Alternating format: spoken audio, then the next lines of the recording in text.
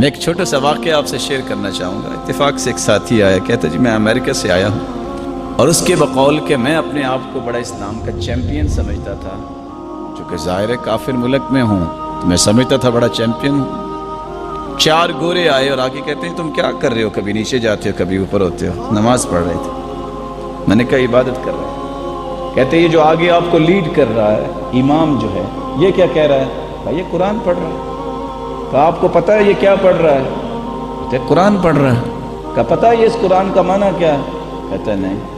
تو کیسے لوگ ہو تم، عبادت رب کی کرتے ہو، تمہیں یہ بھی پتہ نہیں کہ رب سے کہتے کیا ہو؟ تو میں نے خیر اس کو کہا اچھا ایسا کرو میں آپ کو امام سے ملاتا ہوں۔ انہوں نے کہا آج نہیں کل ہم آئیں گے۔ دوبارہ آئے، ان سے ملے۔ آپ لیڈ کرتے ہیں لوگوں کو؟ جی ہاں۔ کیا پڑھتے ہیں؟ کہتے ہیں قرآن۔ کہتے قرآن میں کیا ہے؟ کہتے جی معنی تو نہیں آتا۔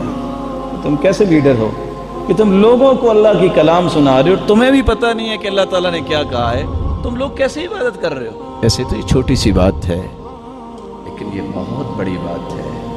مسلمانوں کو دستور حیات کا بھی پتہ نہیں تو ان کی زندگی میں روح اور چین کیسے آئے۔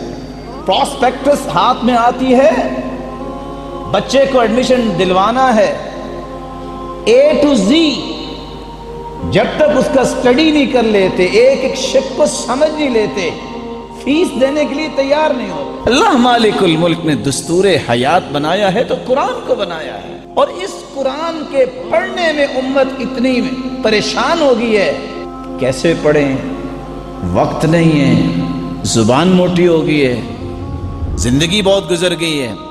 صحابہ کرام سارے بچے ہی تھے۔ سیدنا ابو بکر صدیق رضی اللہ تعالیٰ عنہ کی سفید داڑھی نہیں تھی۔ بتائیے جتنے بقیہ صحابہ تھے وہ کوئی بڑھاپے میں کوئی جوانی میں نہیں تھے۔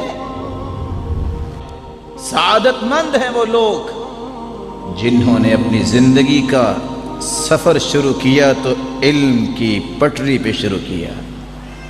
سعادت مند ہیں وہ لوگ جن کو اللہ نے توفیق دی کہ وہ لوگ اسلام کی فہم کو حاصل کرنے کے لیے اپنے اوقات کو نکالتے ہیں۔